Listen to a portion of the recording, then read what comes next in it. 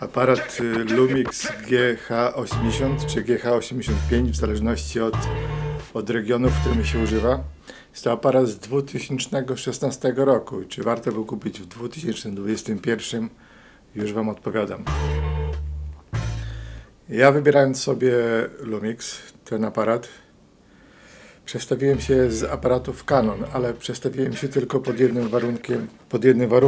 jednym takim bardzo ważną rzeczą, czyli z możliwością używania obiektywów anamorficznych, które są produkowane obecnie przez firmę Shure, które są dostępne w tych zwykłych granicach cenowych, przystępnych dla przeciętnej osoby,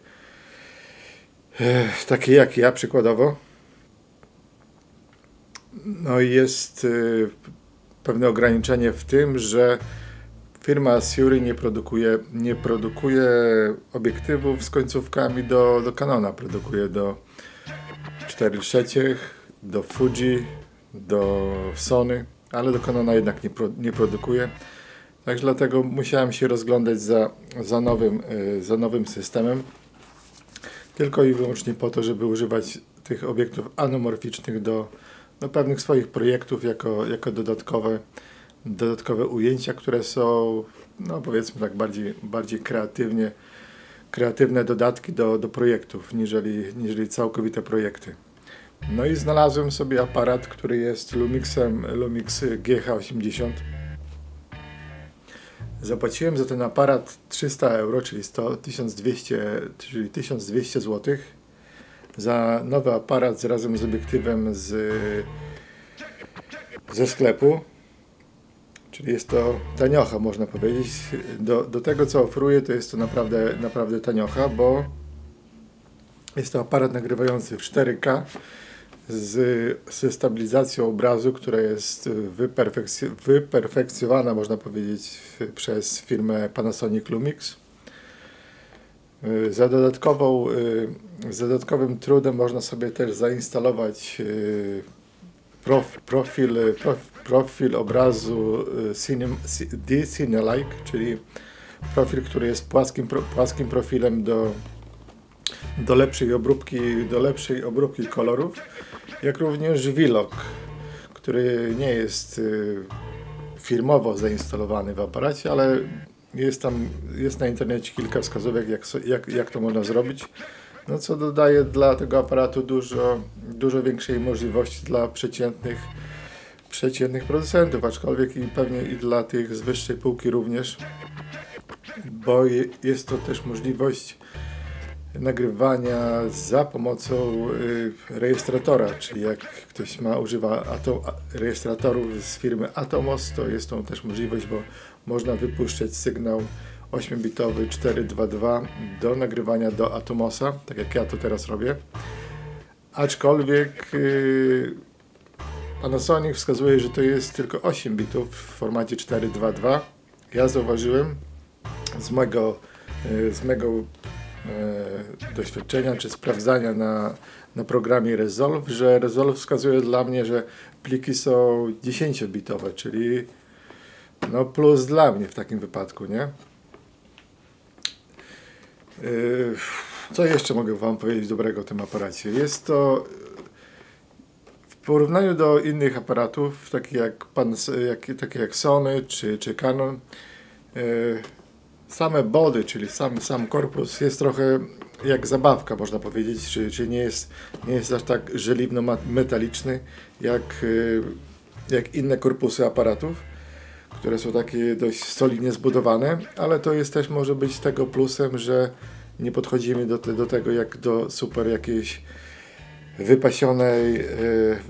wypasionego sprzętu, aczkolwiek jako zabawki i jest to po części jakaś zabawa, nie?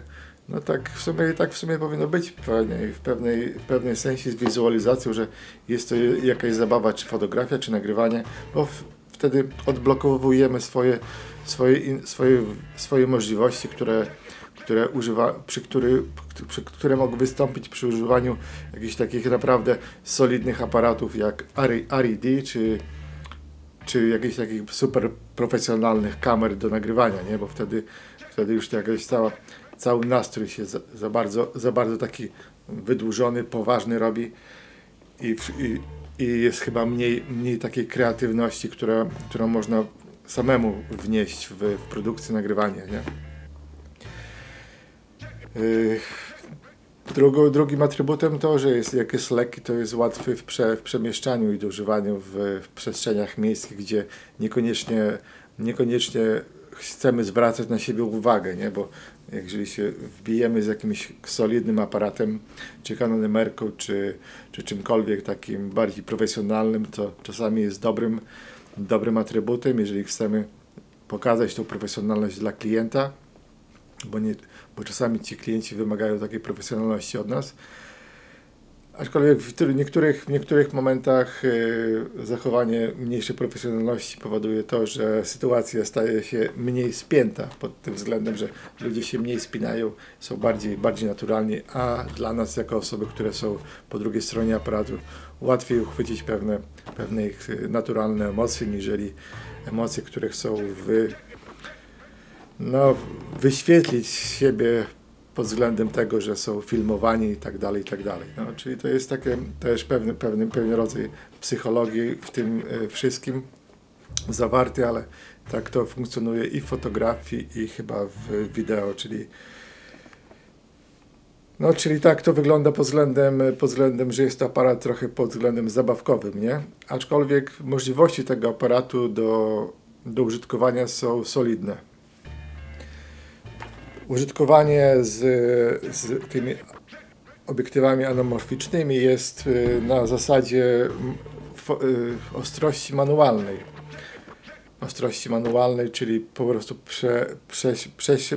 przesiadka z Canona, który ma najlepszy autofokus, jaki może funkcjonować na rynku aparatów, do aparatu, w którym ten autofokus nie jest aż tak bardzo opracowany w aparatach Lumixa. Nie jest to większym akurat problemem, bo w tym wypadku, jeżeli się pracuje na anamorficznych obiektywach, to jest to niestety ustawianie ostrości manualnej i dla mnie nie było tą przeszkodą, że aparaty Lumixa czy aparaty od firmy Panasonic mają to jeden niuans, że nie są aż tak bardzo odpowiednie do nagrywania z użyciem autofokusa, czyli użycie autoostrości w obrazie.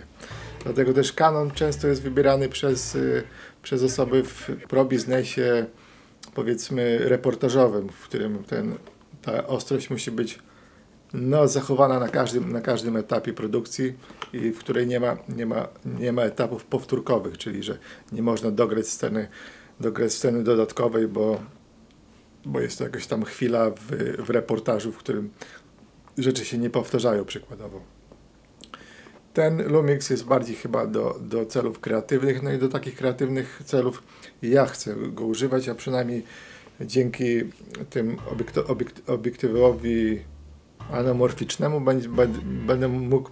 będę miał możliwość zwiększenia swoich projektów artystycznych do dodatkowo jakichś tam lepszych wizualnych ofert dla swoich klientów, powiedzmy tak.